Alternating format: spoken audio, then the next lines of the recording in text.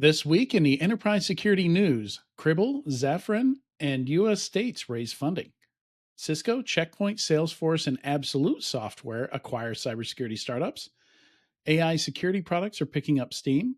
You probably shouldn't be too worried about Yubikey cloning. Instead, you should be more worried about malicious NPM packages. The White House wants to fix BGP. SolarWinds has shady stuff in its source code again. The challenge of bringing security to small business, scams are getting quicker and more effective, how not to run a phishing test, and AI assistants rickroll their own paying customers. And then next up, Harish Perry from Okta joins us to discuss Okta's upcoming annual event, Octane. Then Darren Guccione from Keeper Security and Harry Wilson from Williams Grand Prix Engineering join us to talk about what it takes to secure a globe-trotting racing team. All that and more on this episode of Enterprise Security Weekly. This is a Security Weekly production for security professionals by security professionals. Please visit securityweekly.com/subscribe to subscribe to all the shows on our network.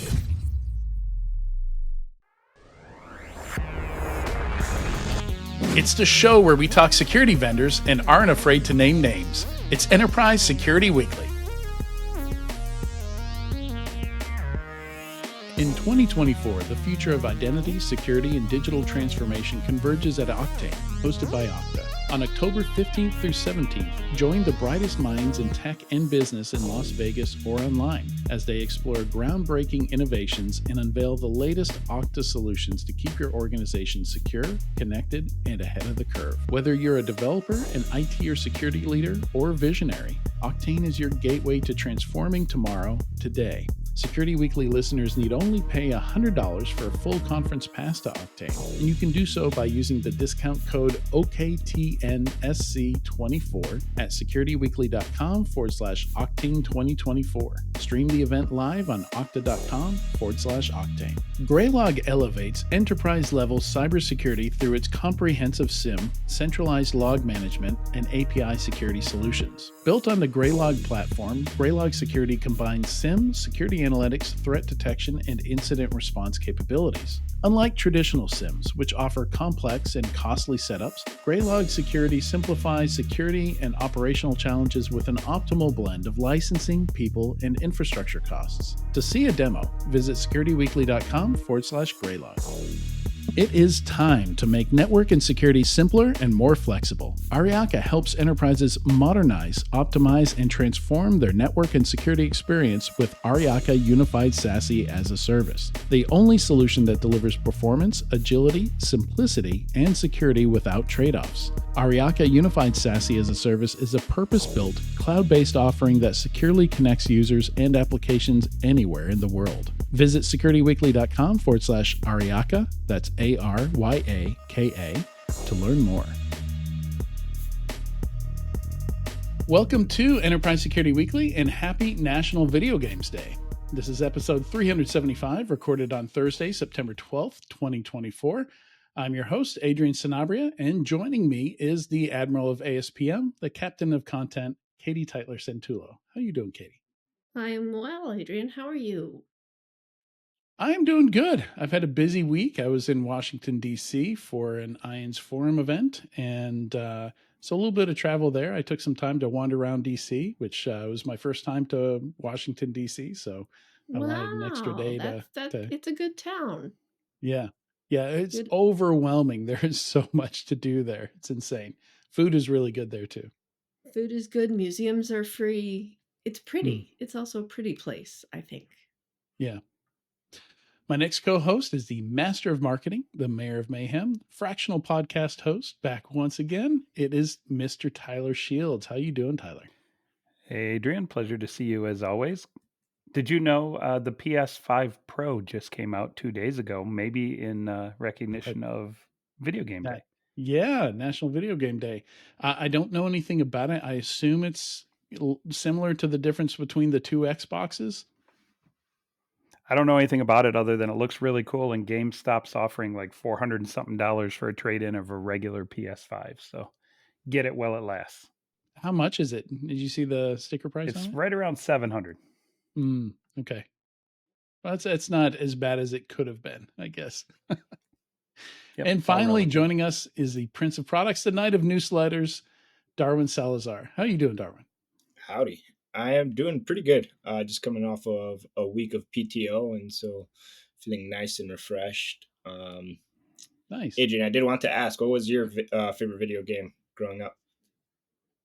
Growing up, Super Nintendo was kind of my jam. That was my main console, and I was a big fan of Secret of Mana, and yeah, the Legend of Zelda on that game. So those kinds of games where it's like, kind of top down RPG style games, I love those a lot. I was God, also a it's big Street Fighter fan, though. such Awesome. a good question. Back in the day, it was definitely Mario, Zelda, and Excite Bike.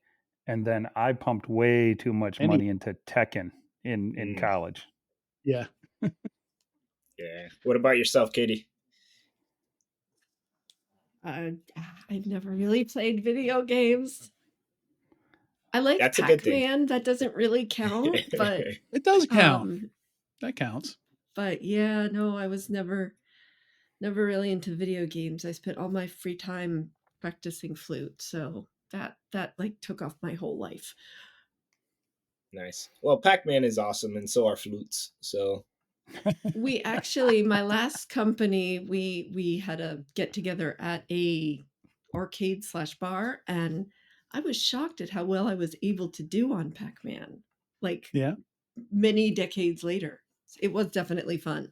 I'm glad I don't have an arcade near my house because then I'd be tempted to try to beat it. yeah, yeah, high score. nice. Yeah, I used to think I wanted arcade machines like in the house and stuff like that, but I think it's just too much to mess with.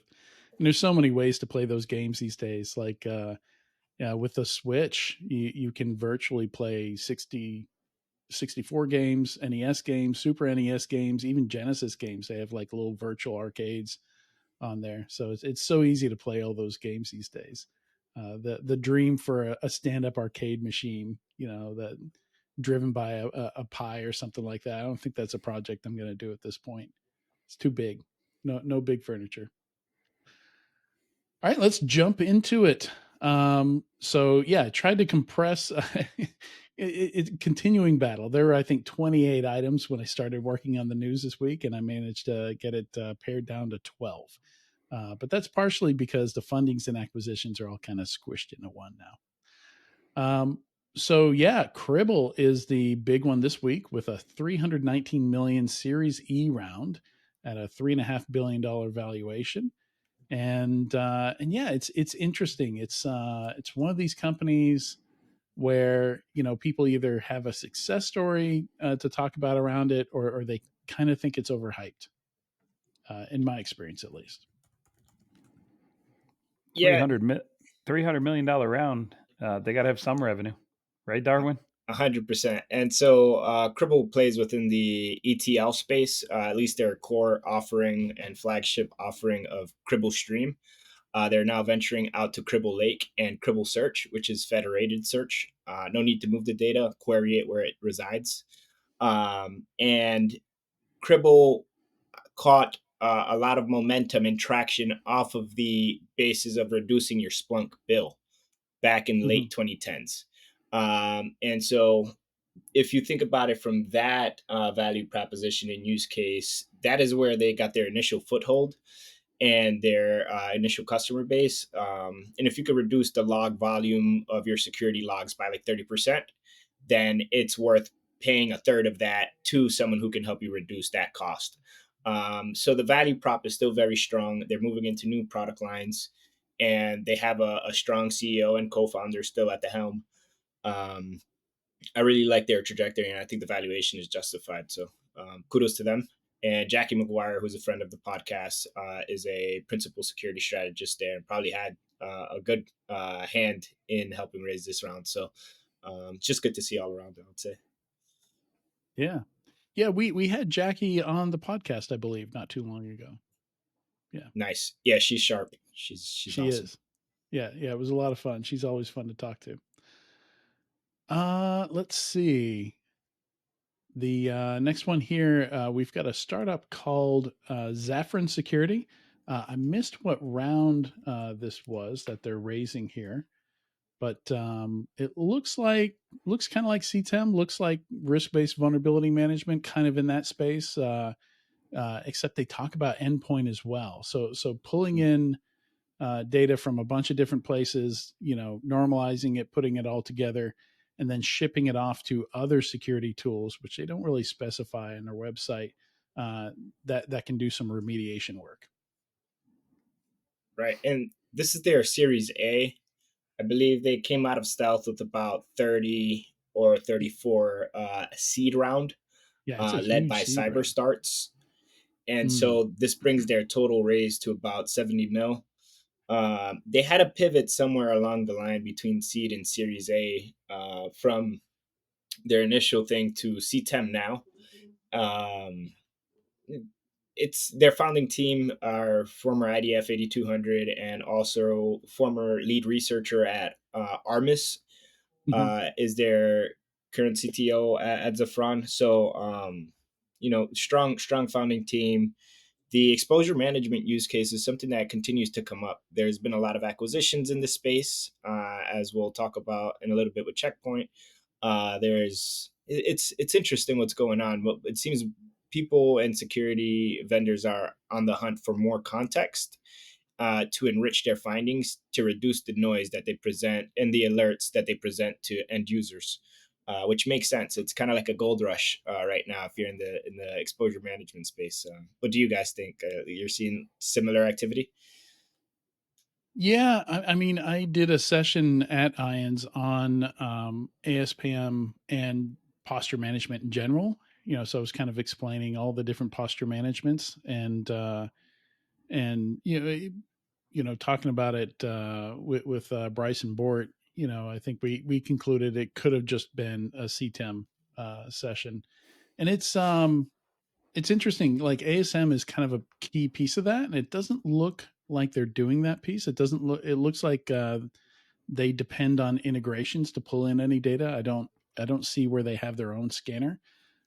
So it's I think you have to be really specific about what you do in the space. Like otherwise, all this stuff starts sounding too similar.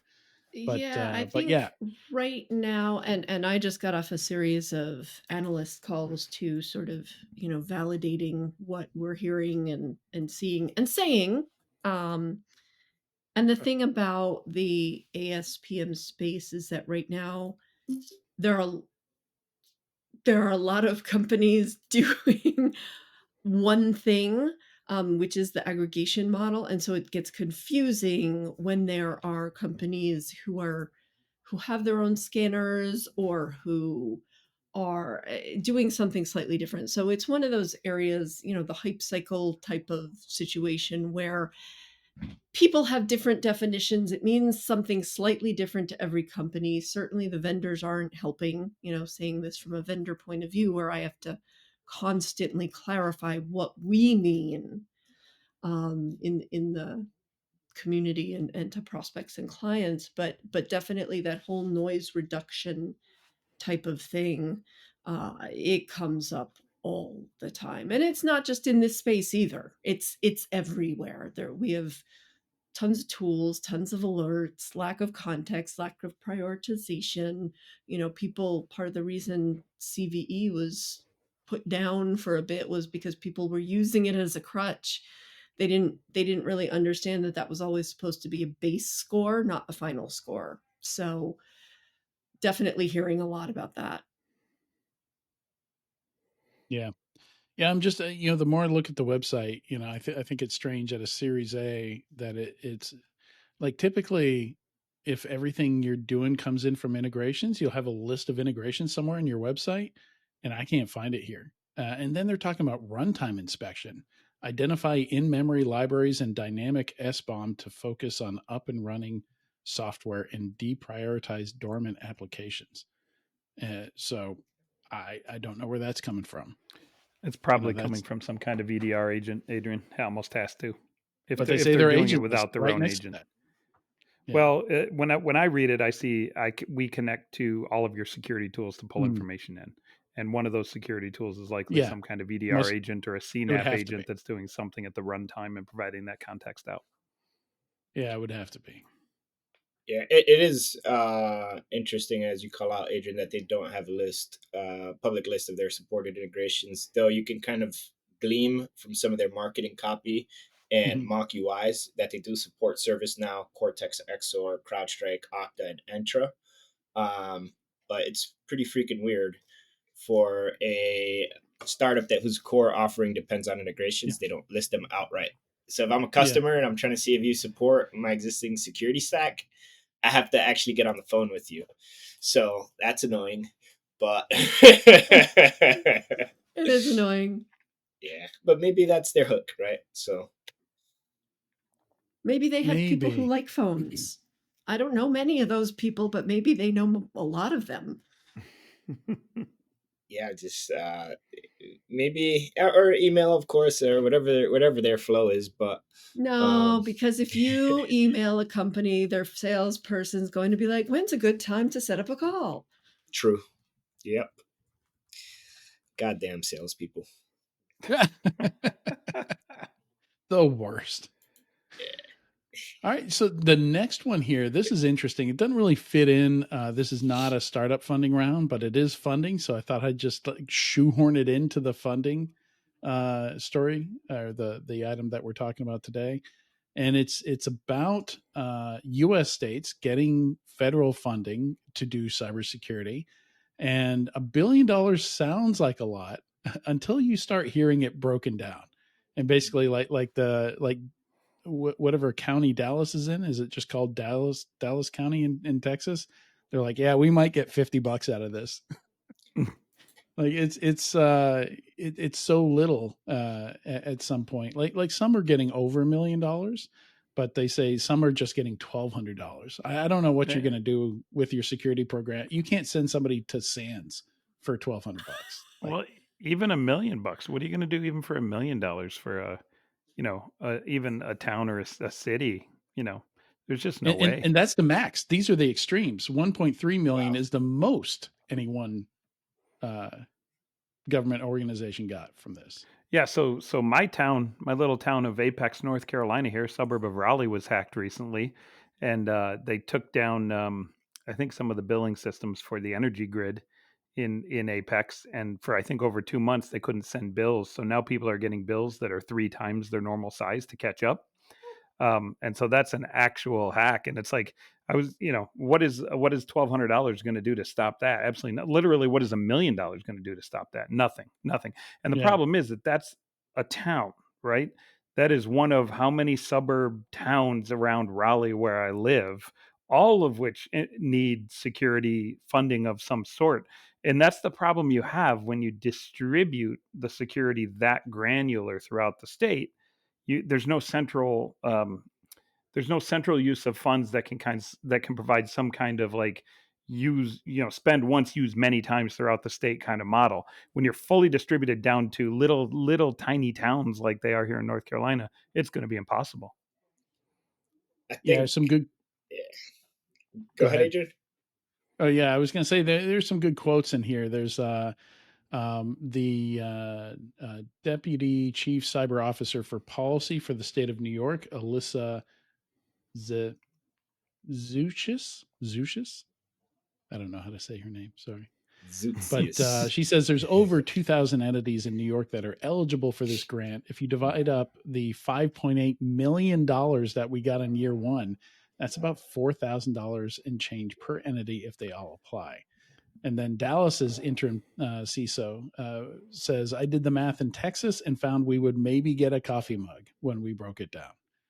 It was almost like, So why even bother with this?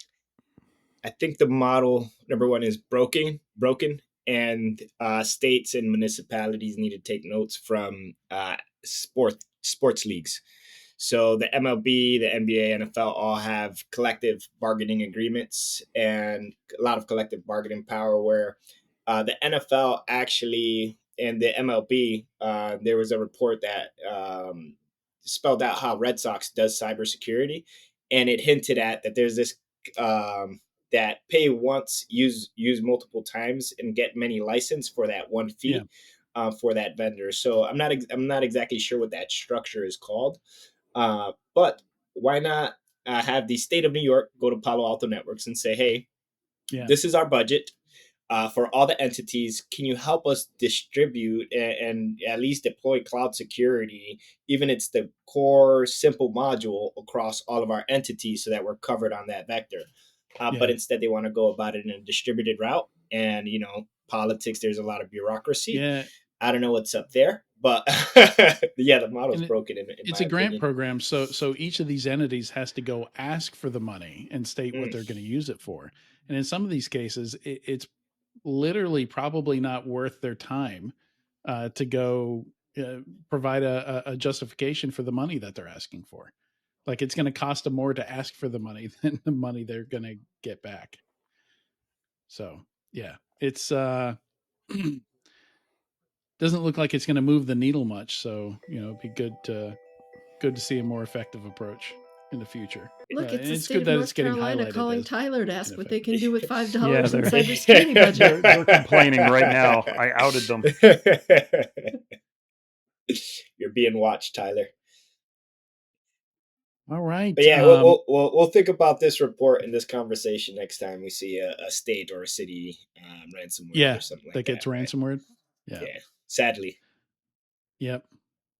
But yeah, I totally agree with you guys. Like, I think it would make a lot more sense to, spend that money at the state level, and try and, put together a catalog of services and products that they can use based on what the whole state has bought, for the entities within it.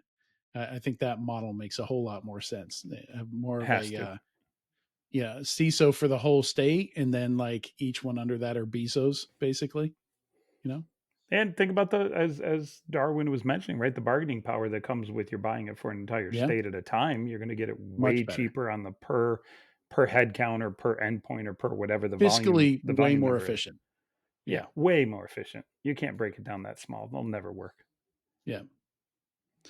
Yeah, and so actually one of the things we're going to talk about today is just the challenge of securing small business, because a lot of the security tools, particularly the bleeding edge security tools, are going to go after Fortune 1000, Fortune 100. They're going after large enterprise, and a lot of that technology, a lot of that tooling isn't available for small business. So I think that's story number 9, lifting the world out of cybersecurity poverty, which is an interesting collaboration between Ross Halleluke and Chris Hughes. And yeah, interesting. We might as well talk about it now. Just skip down to this, but it's a good discussion, good conversation, and my thoughts on it, which they only briefly touch on, but I think the key here is not going to be cybersecurity companies. I think it's going to be on the tech side, like when Google makes Chrome more secure, when Microsoft makes Microsoft 365 more secure and more secure defaults for it. I think that stuff is going to do so much more than any individual cybersecurity vendors, which they briefly touch on under role of technology vendors. They got one paragraph on it. I think you're right 100%. Baking it in from the get-go is pretty much the only way you're going to get security to multiply in a way that the poverty line can be raised. When Adobe the killed other Flash, thing is, yeah. The other thing is, I think at the end of the day, the MSSP plays a role here, right? Finding ways to, just like we were talking about, have efficiencies at the state level where you buy for your entire state. An MSSP drives a similar piece of efficiency to very small business who pay a small fee for access to larger scale tools that won't really work if you buy them at a very small scale. But if you can roll them up into a bigger entity, it makes much more sense. So I think MSSPs will also play a role there. Yeah, below a certain number of employees, you have 0 security FTEs, right? So like the whole model, and below another threshold there, you have no IT employees. It's all going to be outsourced. Yeah, one of the things they say in this article is that outside the top 2,500 to 5,000 enterprises and publicly traded corporations, few businesses have dedicated cybersecurity budgets. I would bet that a lot of people in security, especially in roles like we have, really think about that and just how problematic that is for organizations who don't have the time, don't have the resources, don't have the expertise. They might be in shoe manufacturing, or they might be a retail coffee chain, or so many industries that unfortunately don't have the resources, and they might not even be aware of the whole MSP model or MSSP model to take Right. advantage of it.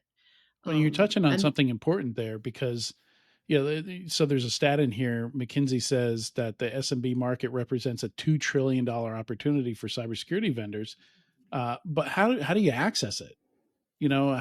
It's got to be channel. It's got to be managed services.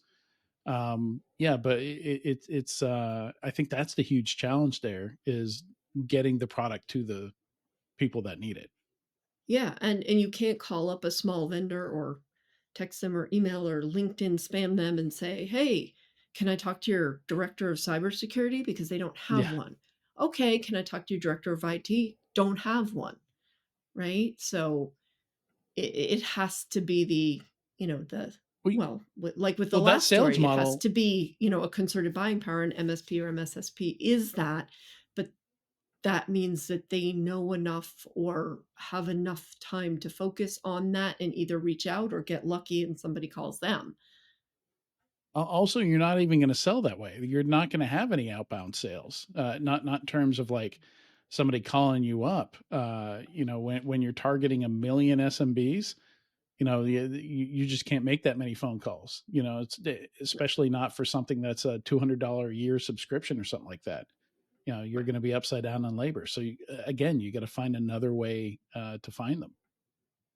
Another way to it's going to be a pull out a credit card and buy this service kind of situation, not a sales team doing cold calls and emails and stuff like that. There's a interesting stat. I think there are about 380 million businesses or corporations in the world. Um, I would say, ballpark, this is an estimate, don't quote me on it, about 85% of businesses in the world today are SMBs. So Yeah, there's a it's largely way up there. untapped. Yeah. Yeah, there's a largely, I wouldn't say it's necessarily an untapped market. There are people tapping into it, but it's often overlooked.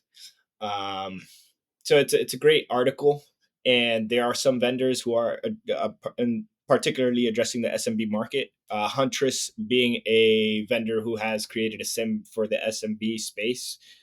They just dropped some new features on like helping trim log volumes and things of that nature.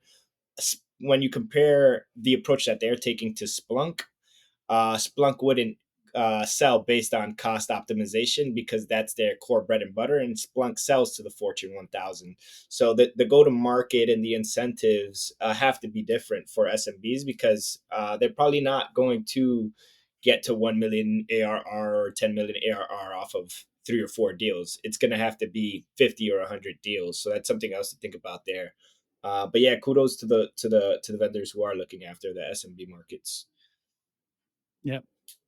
Yeah, and you do kind of have to do a roll up. You're not going to sell 50 separate cybersecurity products to an SMB. It's Right. got to be, maybe max 2 or 3 that are big roll ups of a whole bunch of different things.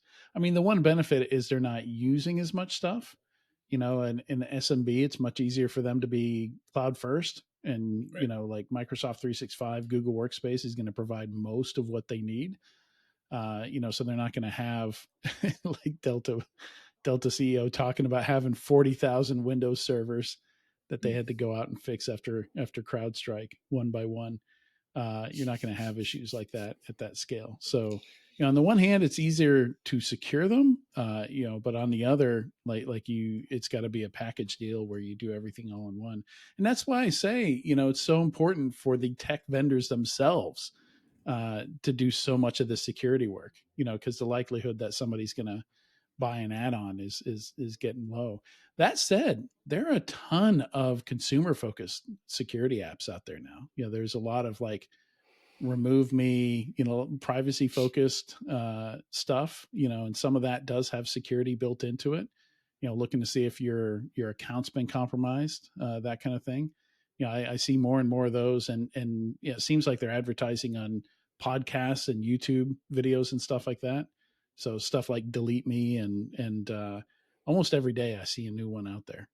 So that's interesting. It's like the total other end of the spectrum, because some percentage of those 85 percent that you mentioned, Darwin, I'd be willing to bet that out of the 385 million you mentioned, maybe 250 million of those are sole proprietorships. They're just one person shops. Right. And this reminds me of one feature that Bitdefender recently dropped, which is security for creators. So for content creators like YouTube creators who may have a large following and want to protect their accounts because that's their main source of income, Yeah. Bitdefender has actually created a product for them. So, if you have a big Substack following like Tyler Shields, then you might need this type of product. I just linked it in the chat, and if you want, you could list it in the show notes. But it's interesting that they're bringing security directly to the consumer, because it's not typically the approach. But yeah, It's not typically the approach because there's typically no demand. That's the problem. Most consumers don't care enough about security because they think it'll quote never happen to me. I'm not going to hit that negative lotto, right? And so when there's not enough demand, people don't try to tap the markets. And so maybe at some point we'll hit a tipping point where individuals have that demand and say, "Hey, I do need this item," but that's why you don't see too many businesses built around it. The demand is tough. that's a very good point. Yeah. Yeah, and we've seen some pretty big creators get hacked, like Linus Tech Tips. Not too long ago, maybe 6 months ago, somebody deleted all their videos, took over their account, put up some kind of crypto coin, IPO type or ICO type spam on there. And I can't imagine what it took to fix all that. And you lose all your stats and everything, I imagine. um and all that happened literally overnight. Like they came into work and everything was gone. I can't imagine that. So yeah, we need stuff at that level also. And that's a team of like 40 people at least, I think, that they employ. Like that is a legit business. That's not like a single creator. Not saying that you're not, Tyler, not a legit business. The No, same way. 100% I am not. But if you think about it, like the influencer culture is kind of crazy to me. But if you think about it, some of these influencers and or celebrities, I mean, the celebrities have teams for content creation. So don't think like Kim Kardashian standing there creating her own content. But they're big targets for so many reasons. And as a content creator, the last thing you want to do is have, be promoting something or sharing something that now infects your however many millions of followers, because that's a really, really good way to lose all those followers, lose all those endorsements, basically lose your livelihood. And a lot of what these influencers do is promote products for other companies. They get hired and they get paid by these companies to push a product, push a service, push a whatever. And, if you hit that click link button on your social media and now all of your gazillions of followers, have something done to them, whether it's ransomware or keylogger or whatever, yeah, you've lost your ability to make money that way. So it is a big thing. And although I find the influencer thing a little strange, most people don't. They buy into it, and it's how advertising and marketing work in the B2C world now. Yeah. And I got that added to the show notes, Darwin. Thank you. But yeah, looks pretty reasonable. $15 a month is where it starts. Yeah, for one person, and then $18 a month for 3, $21 a month for 5. Yeah, it's pretty good. And it looks Tyler's like it shaking his head. What includes. are you shaking your head at, Tyler? One, I just demand, lack of demand. Consumers don't care. Yeah. yeah. Well, they'll probably tap into a market of. They'll probably cap out at 500 to 1,000 Yeah. payers for this thing. The one thing that I will say is I just watched this movie Beekeeper, and then we'll go back to. I don't want to pull us off a I I tangent, saw it like but that also movie. on we'll a That was a plane. good we'll movie. go back to enterprise news after this. But Beekeeper is a movie that's on Amazon Prime Video, and a elder lady gets taken advantage of and gets hacked, and her bank account of $2 million is emptied out. Not her account, an account she The manages charity, for. yeah, Yeah, a For a charity, for a charity. Yeah. charity. Even even worse. worse, right? Yeah. So when we think about consumer security, the implications are pretty crazy. I won't say what happened after that. You should go watch the movie. But it's a great movie. I'll pop it back to you, Adrian. Yeah, yeah, and they kind of the way they show the cyber criminals, I think is overdone to an extreme. It's almost Oh silly. yeah. It's almost like okay, let's portray the cyber criminals like hackers were portrayed in the movie Hackers. So it's a bit of a, I don't know if that was intentionally done, but a little silly on the criminal side of things, but yeah, Oh, no, it was silly on the it's protagonist side of things too. Let's be clear. yeah. Right, Jason Statham's character, sure. Yeah, but the I'm glad that they highlight that pig butchering, that kind of stuff does go on, and it's and it happens that fast, and it can be devastating. So I it's think they're at least highlighting the problem. I think the only way that this gets legs, that this kind of technology for really small business gets legs, is if it's coupled with insurance. So Mm, you buy yeah, your company's insurance for the different things you need for your super small business, and then hey, we also have cyber insurance for an additional $20 a month. You get your cyber insurance, and it comes with this box, right, that you install, or this piece of software that you install. Maybe if sold through a channel like that, the SMB market can be broken open, but direct B2C, direct B to small business, just not going to have the demand. yeah, I mean, we've been yeah. And this, trying to sell that market for 30 years, and short of AV on the laptop, there's nothing else that is cracked open.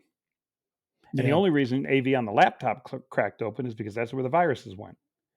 yeah, yeah, and a little frustrated with how they sell it because all these packages are just for a single YouTube account, and like I would be interested in something like this, but I manage like at least 3. I would need it for at least 3, but then it gives me AV for up to 15 laptops and 15 email addresses. It's almost reversed from what I actually need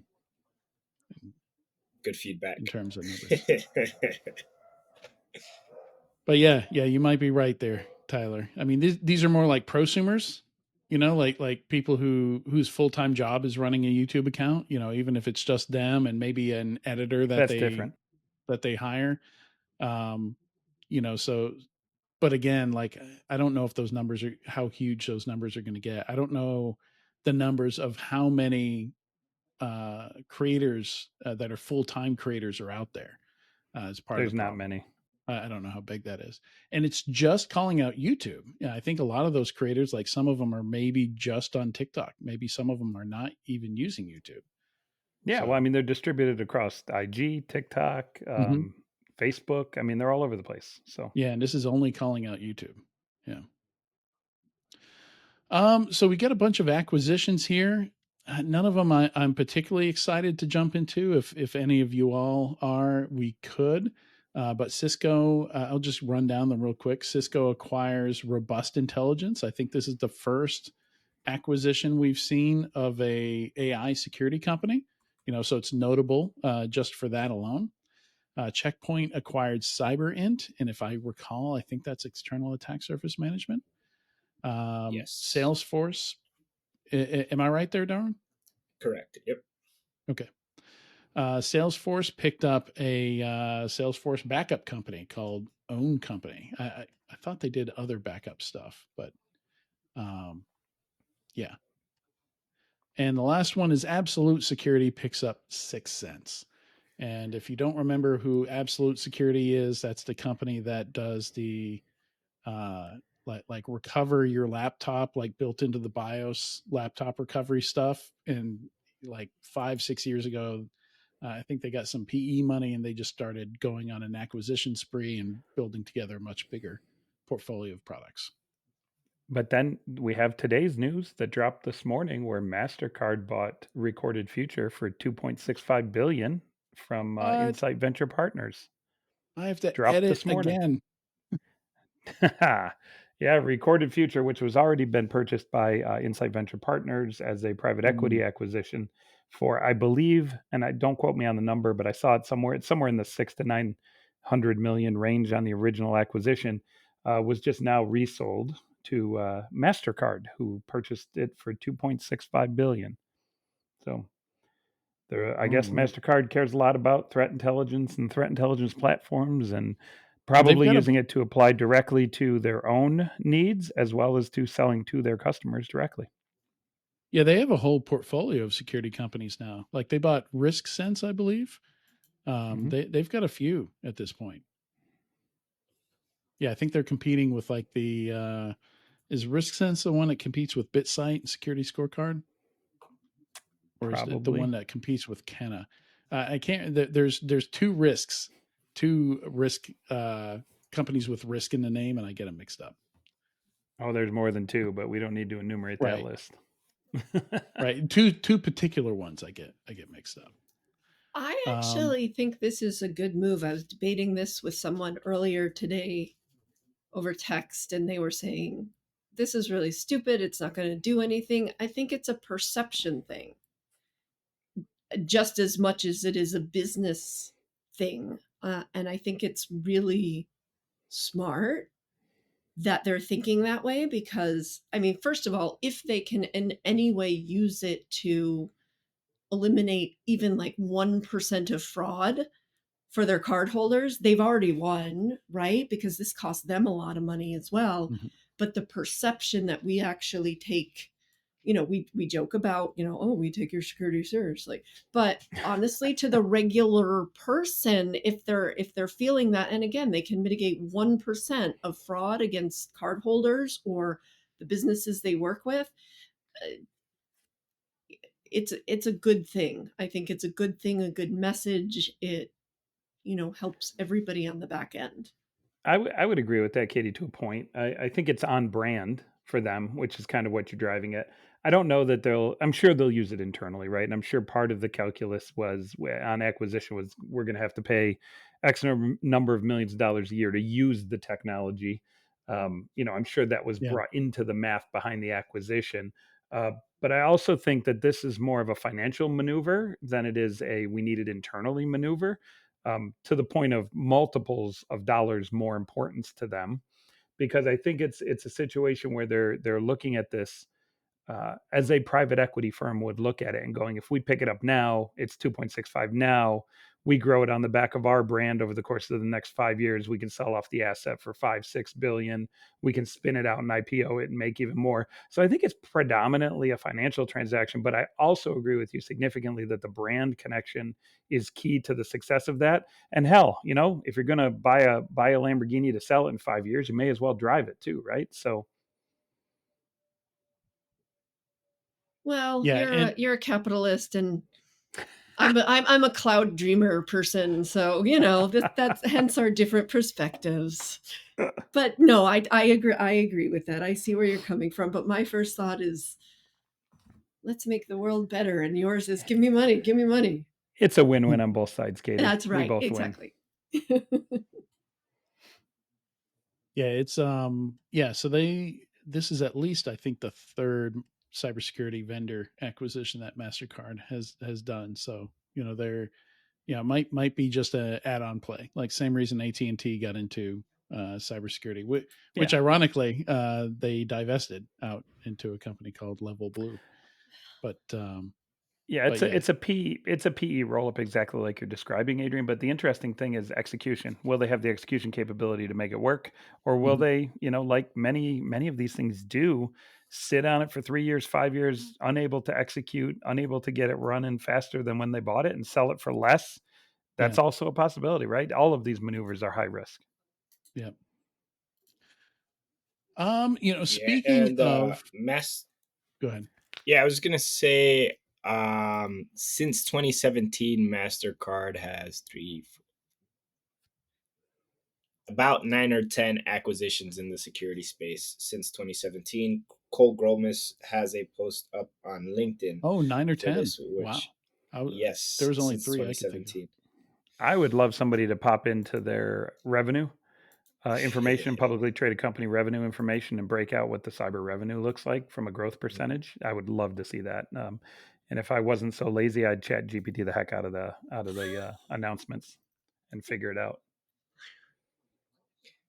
So wait a minute.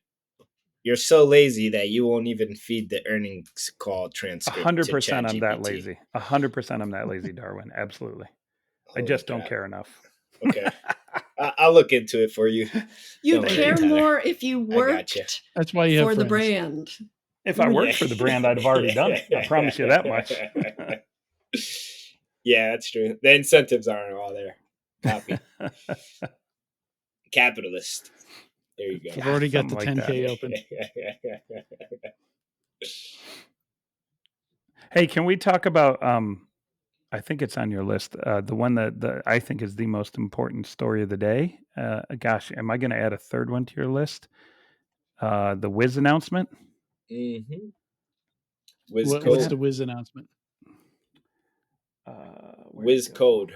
Wiz Code. Yeah. Oh yeah. That's in here. I thought that was in here. I thought you had it in there. That's why I was going to bring it up. I was trying not to get too off storyline here. I think that was one of the 28 that was in here, and I ended up killing it. Oh, well, we're going to make you put it back in. So we're going to really screw up your list today. It's a small announcement. Really, nobody noticed by any means. Not market impacting in any way, shape, or form. So we can just skip it. It's fine. Yeah, I mean, TLDR it. I'll TLDR it for the group here, Adrian. The Wiz Code announcement is essentially saying we want to go code to cloud. We want to have the entire story from the moment that a developer writes a piece of code to all the way through, tracing it all the way through to the operational state of that code in the cloud environment, looking at infrastructure, looking at app, looking at data, looking at all of it. And this is, well, it's an interesting announcement in isolation. It's a fantastic tipping of the hat from a strategic direction perspective for Wiz.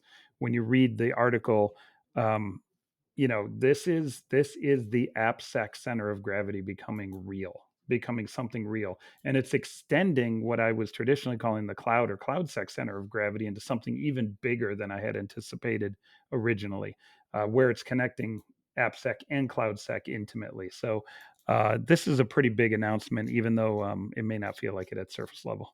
It is. It's a huge announcement. First of all, if you look at Wiz and what they've done over the last couple of years,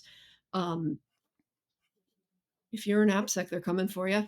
I mean, let's just cut right down to the chase. But yeah, right now they're offering just GA, a little bit limited, but we will not be having the same conversation 6 months from now.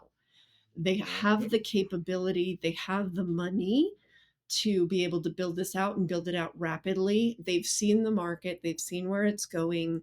CNAP and ASPM are very overlapped. So their capabilities are not that far behind. And I mean, it's putting that whole life cycle into place. You can't have applications without cloud anymore. I mean, I suppose you could, but you're probably going to be out of a job soon if you do. So it really is taking the ecosystem and putting it under one roof, so to speak. And yeah, this is going to be a an industry shaper for sure. 100%. Agree with the both of you. This is like a pretty monumental announcement. that does send ripples and shockwaves through the application security market. One thing to note is that they integrate with the IDE, so like VS Code, etc. So they're bringing security directly to where the developer is working and where vulnerabilities are first originated, all the way to the cloud. And that also includes version control systems like GitHub and GitLab, and CI/CD pipeline systems where they're monitoring for misconfigurations. Aside from that, secret scanning, infrastructure as code scanning, which they had already had.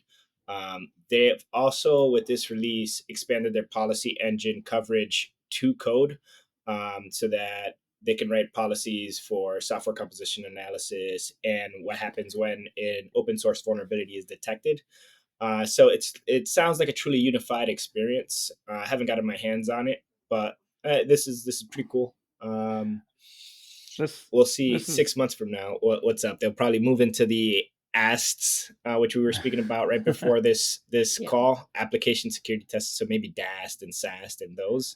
But this is a step in the right direction. Tyler, I believe you had yeah, something. super rare that all three of us agree on a topic intimately, but this is one that I think we all agree is just going to be a massively changing topic. And the funny thing is, how many months ago, if even months, weeks ago, we were talking about the acquisition of Wiz by Google, right? And You mean Mhm. the press story about the acquisition of Wiz by the Google? the faux acquisition, the facquisition of Wiz by Google, and And how them picking it kind of work. it, it it let the air back in to the market right when that was going to happen.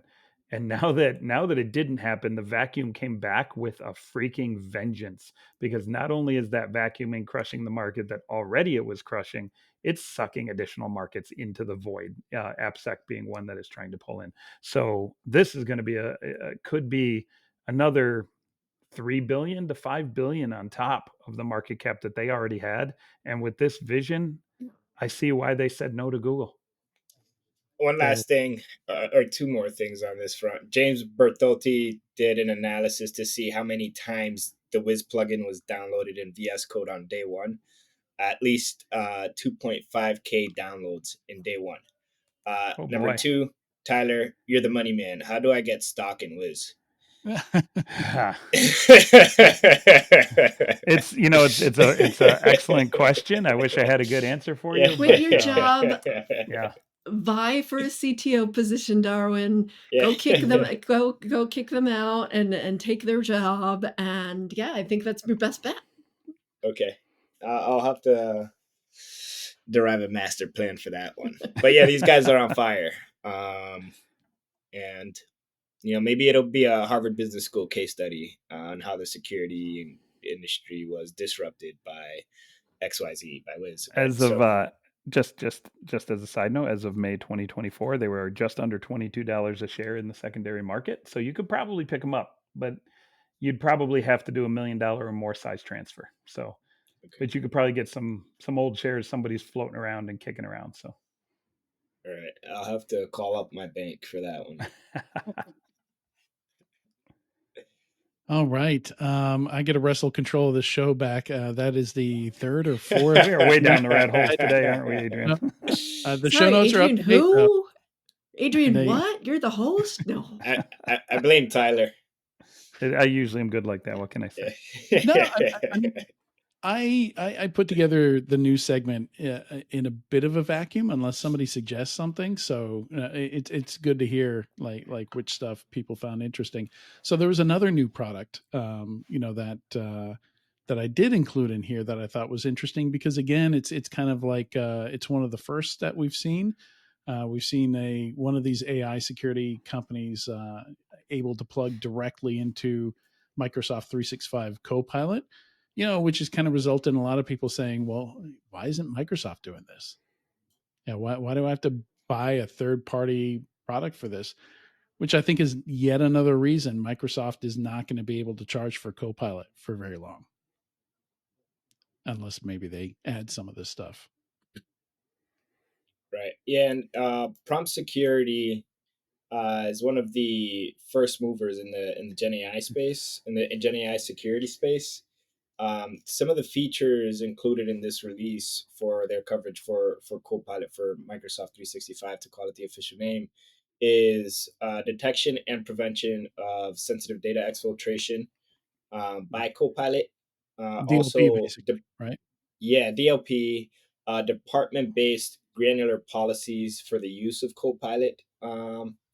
Also integrated with the IAM access. This is similar to what's the name of the company that Gotti, Evron, and Sunil you Not Gnostic. Goodness. Gnostic. Gnostic. Yeah. Yeah. Gnostic. So this feature, like granular department-based granular policies for a Copilot on what information it has access to, depending on who the user is very similar to the capabilities that Gnostic has. So it's interesting just to see where things are trending, and why doesn't Microsoft include this out of the box? Why aren't some of their products secure by default? Yeah, Um, one of the things people keep asking about is visibility into the prompts that people are typing in. I think that's something you're going to need for the SOC. Because when somebody's trying to jailbreak an LLM, it looks really obvious, but you need to have visibility of the prompts that people are putting in. And I would think if you're in a position where you can read people's emails, it's not that much of a privacy issue to read people's prompts. But Microsoft doesn't even allow you to put in custom alignment for your organization. Like maybe you want Copilot to respond in a specific way, or you want to restrict a certain kind of prompt. You can't do any of that with Copilot. You have to go out to a third party, and so that's why there's like 4 dozen of these companies now.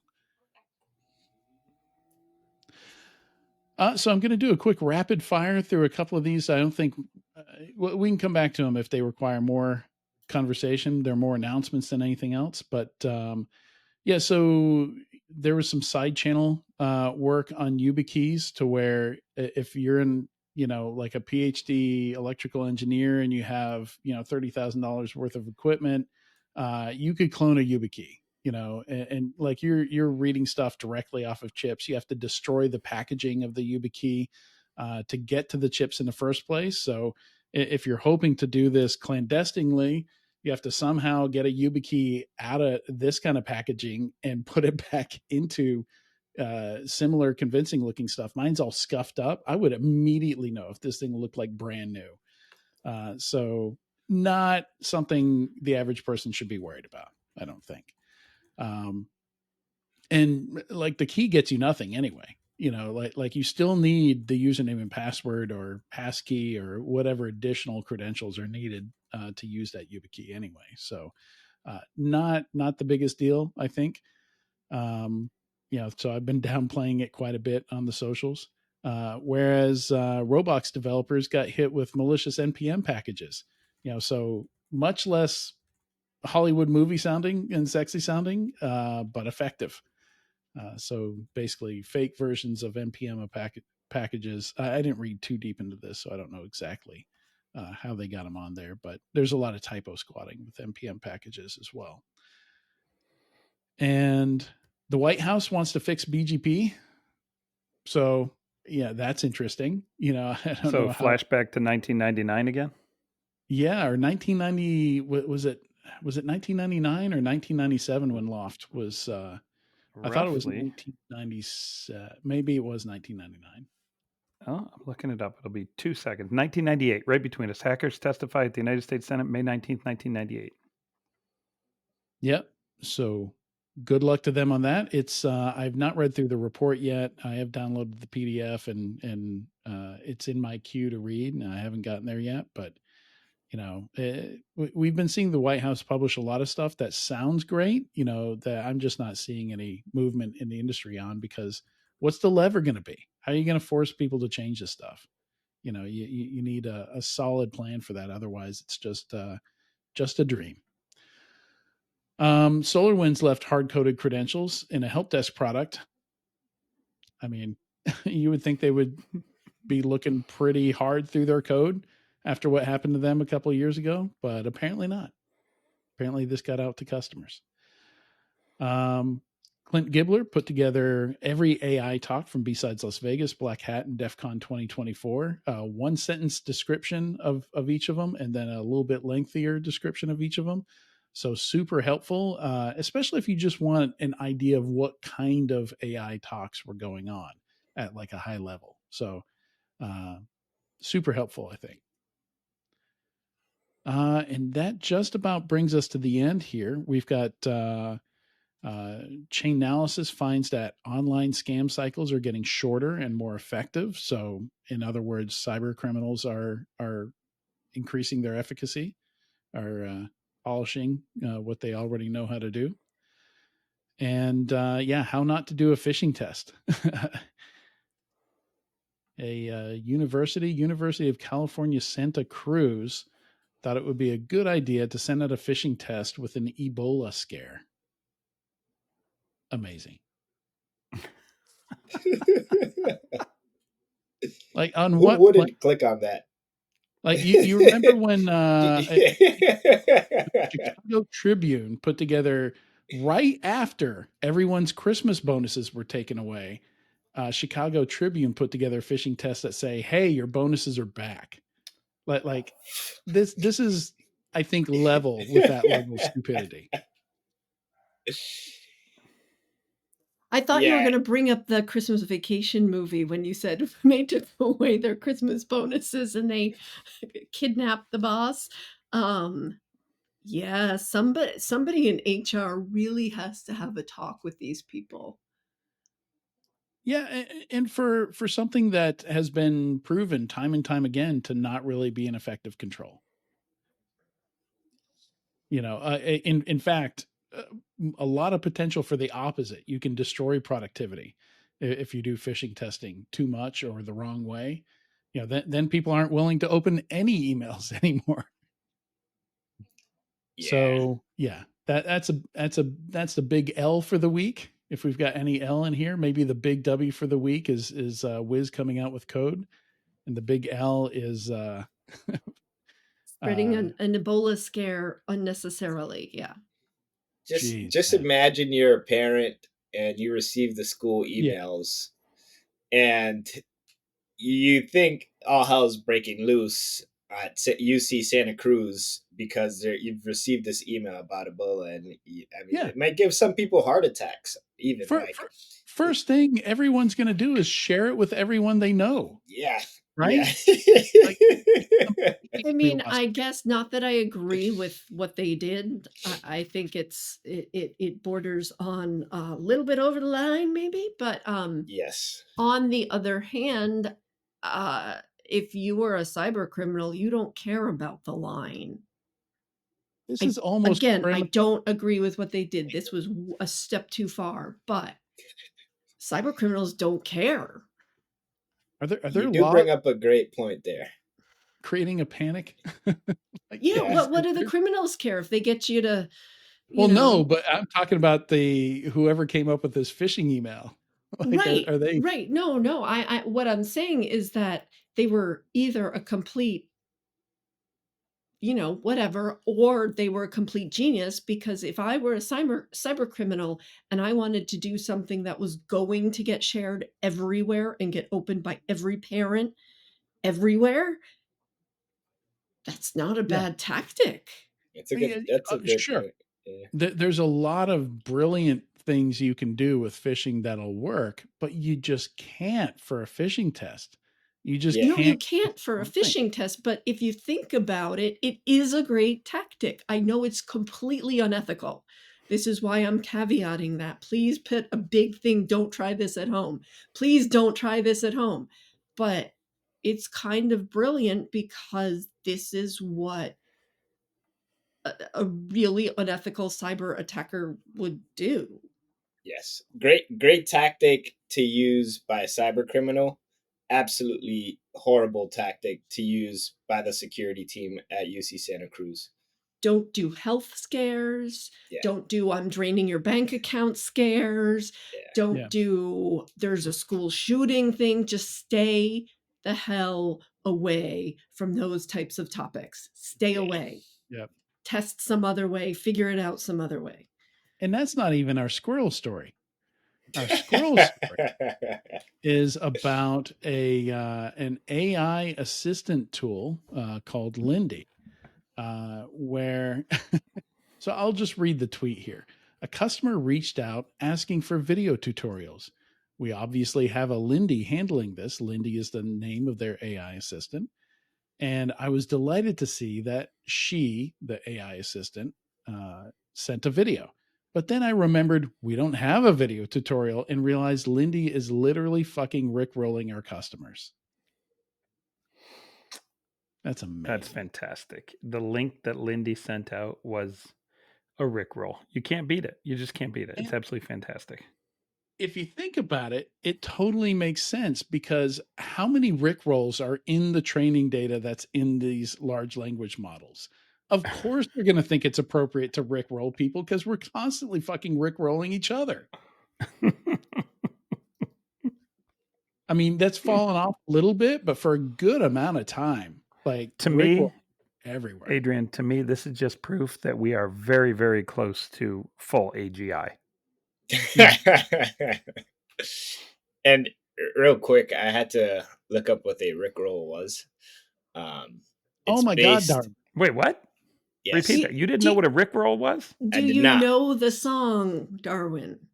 Hey, Darwin, let me send you a link, buddy. Let me just define this to level set with the audience who also doesn't know what it is. Wait a minute, there's nobody that doesn't know what this is, Darwin. Holy crap. Okay. You're wearing a shirt that literally, Darwin, you're wearing a shirt that's one number better than elite, and you don't know what a rickroll is? Hey, and I grew up in the early 2000s, man. Did they recently come over with a crane and lift the rock off your body or something? Like, have you been living under a stone? Maybe. But let me define this. So a rickroll wasn't alive when the song came out. It's not fair. The song came out in 1987. I was born in 96. Okay. All right, that's fair. He is the young. That's my excuse. Okay. Now, when we talk about what a rickroll is, it's an internet prank where someone is tricked into clicking on a link that takes them to the music video by Rick Astley, a 1987 called "Never Gonna Give You Up."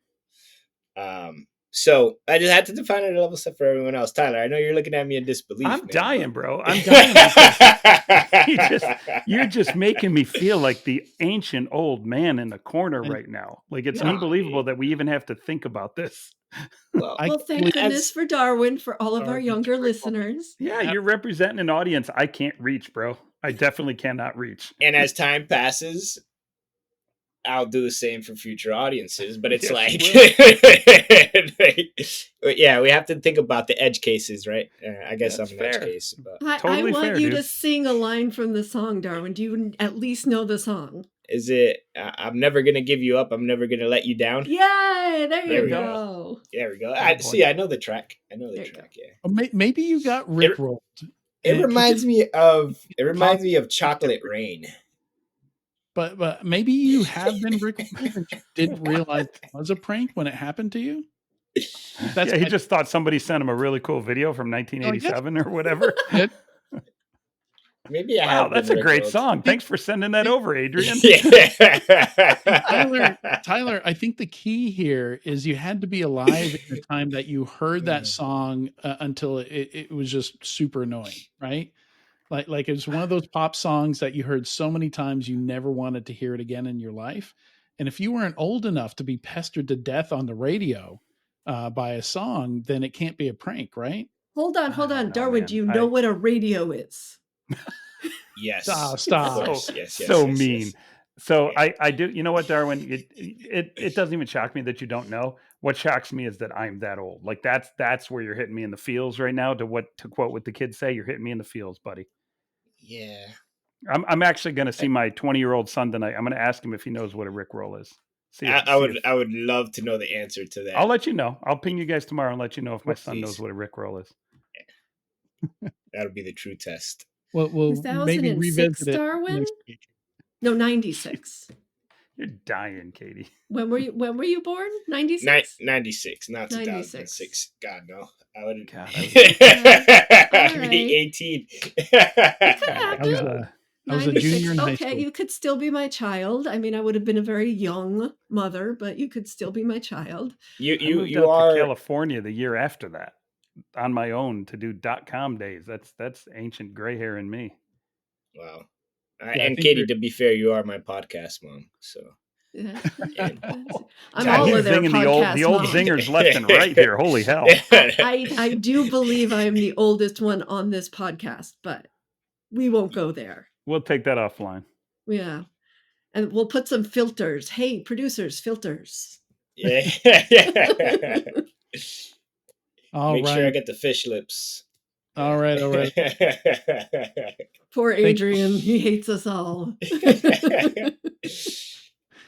This has been a fun one. Thank you so much, Katie, Tyler, Darwin, for joining me today. Thanks for having us. Pleasure as always. I love it. And stay tuned. When we come back, we're going to talk to Harish Pari about Okta's upcoming conference, Octane. And then after that, we have an interview with Williams Racing. And really recommend you check both of those out. Both of those are fun conversations.